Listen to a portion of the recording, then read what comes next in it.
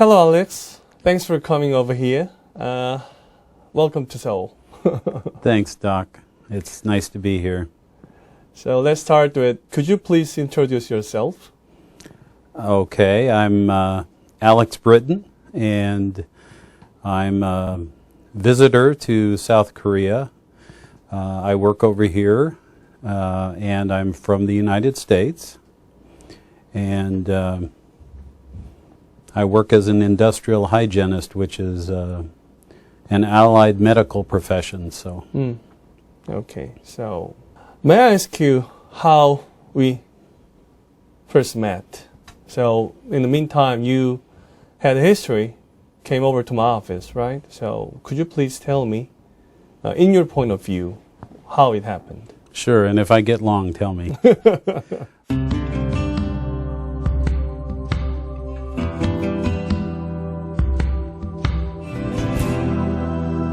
I actually had the surgery long ago, back in 2010, and my prosthetic stopped working, and I accepted a job in South Korea, and the prosthetic stopped working right before I started over here.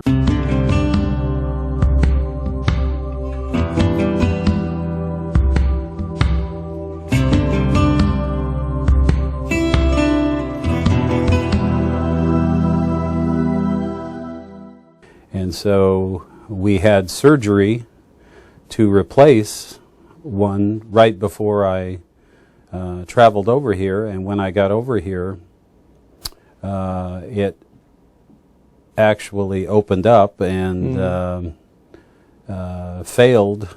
And so I needed medical attention immediately.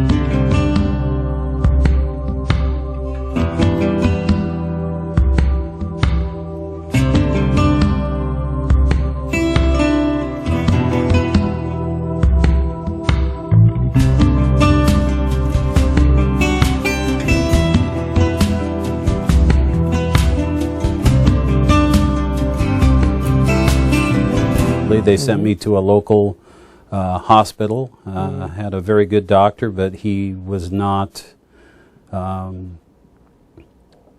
aware of what the problem could be, because it kept, the nature of the problem was it was opening up. Okay, so in short, you had an original penile prosthesis, and it worked well for about 5 years, right? Just about, yes. Yeah, 5 years, and then it had mechanical failure, I would say. After that, you had a revision surgery in the U.S., and right after that, you came over to South Korea, but the scrotal incision wasn't healing well. So you visited a local urologist, but after several trials, it didn't work well. So he recommended you to coming over to me, to my practice. Yes. Okay. What I want to ask you another thing is that how you felt in the beginning and after you had a penile prosthesis, and after it stopped working, and then it got infected, and then you now have it working it well. How did your emotion change it? You know, we men are supposed to be strong and never complain, and when we're met with something that's emotional, we kind of close down. But when you lose your ability to get an erection, that's your manhood, that's who you are. And if you're unable to do that for whatever reason, it takes something away from you. And I was depressed. I was depressed because, you know, the way it happened was I basically injured it.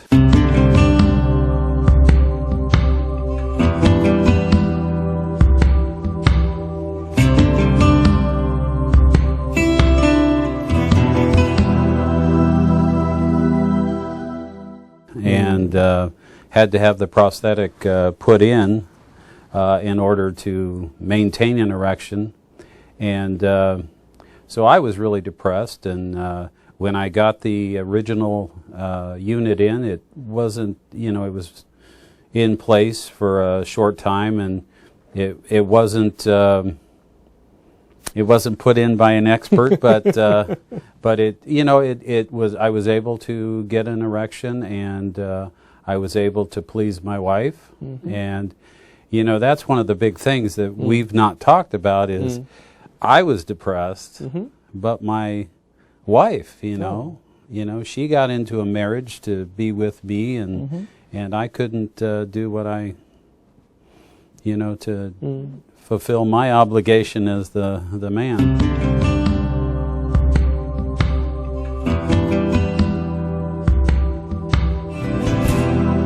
Anyway, so she was glad that I did, and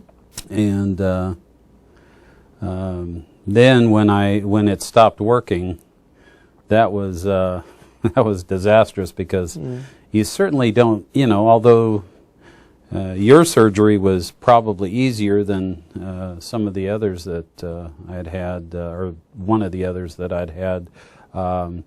You really don't like being worked on. Nobody likes being opened up and having surgery. So it was not something I was looking forward to, but it failed, and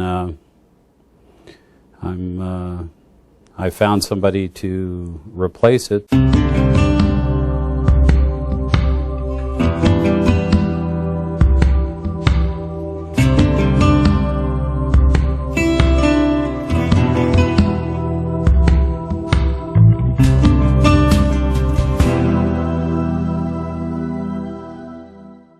But the two doctors in the U.S. that I went to, they did not have extensive experience like Dr. Park. One of them had done 2 insertions in 2 years, and another had done maybe 1 in the last year, and they just I didn't get a sense of confidence in them, although they're very good doctors, they're very good urologists. They just did not have that specialty. And when I got to Dr. Park, it was a whole different story. And it's nice to be taken care of by a world famous urologist that specializes in this, because he knew exactly what the problem was.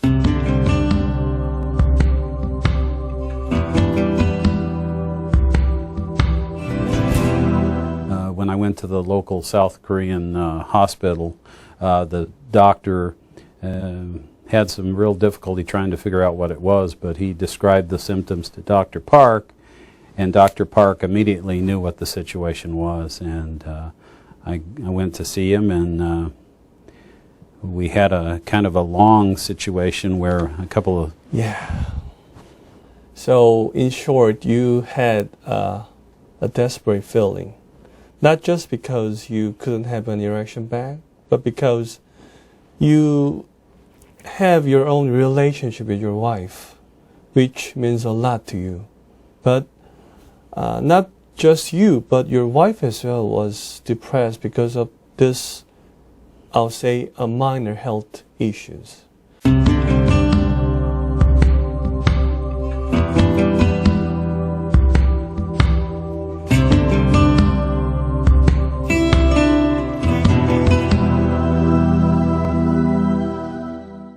But now, as you get it back, you feel way better. I believe not just because of you can have now intercourses, but in terms of a man in a whole, as a whole set, whom we should be. You get it back, what you had to have.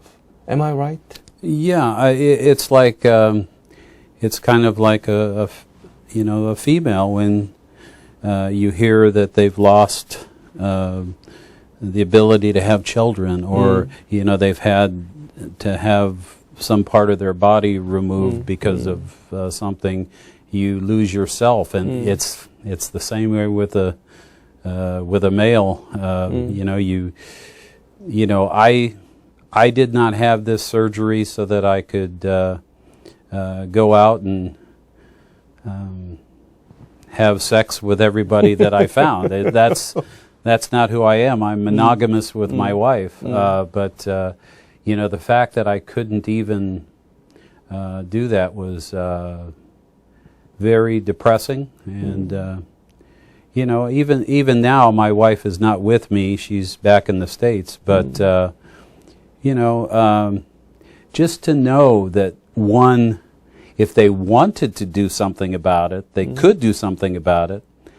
I am of the belief I won't do that, but just knowing that somebody finds you attractive and you're able to do something about it if you chose to, it gives you a bigger sense of comfort in yourself. And I don't know how to say it eloquently like some people do, but you know, I have it back, and you know, it wasn't just to have an erection. It's basically I'm able to again, and I'm sure my wife is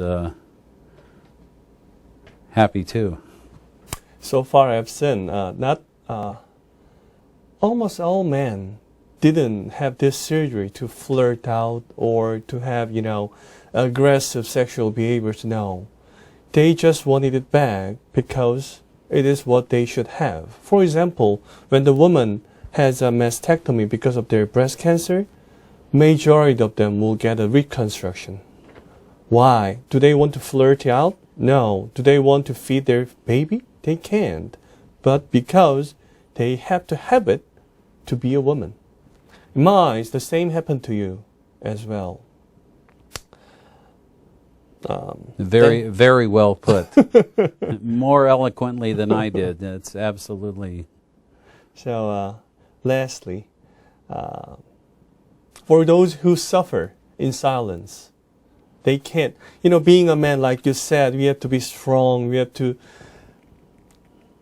hold our feelings, hold our, you know, necessities, or hold our, you know, desires, right? But those who suffer in silence, as who has a erectile dysfunction but suffers, or who do not know what to do you have any recommendation or to tell them to help them?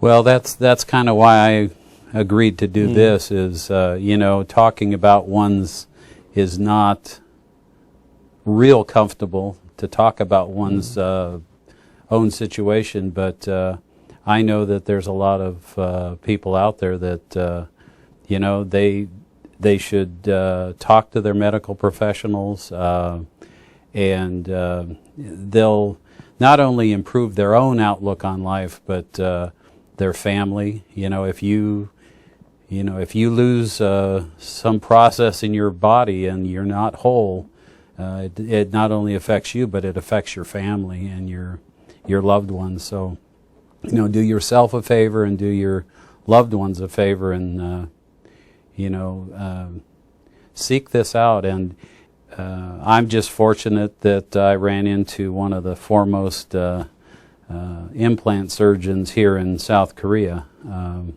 and I must say that anybody that comes see you, Doc, is quite lucky, because you do it all the time and you're very familiar with it. So I'm being honest, and you probably don't like me saying that, but it's true. You're doing you're helping a lot of people.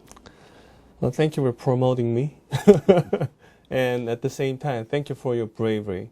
I've seen a lot of patients who know that they want to share their stories, but they fear then telling this in public may be a disgrace, or, you know, they are kind of really not comfortable with a situation like this.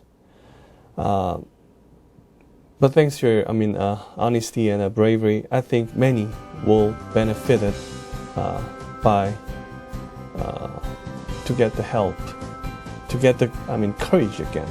I hope so, because if we've helped one person, that's a lot of people to. Thank you, Doc.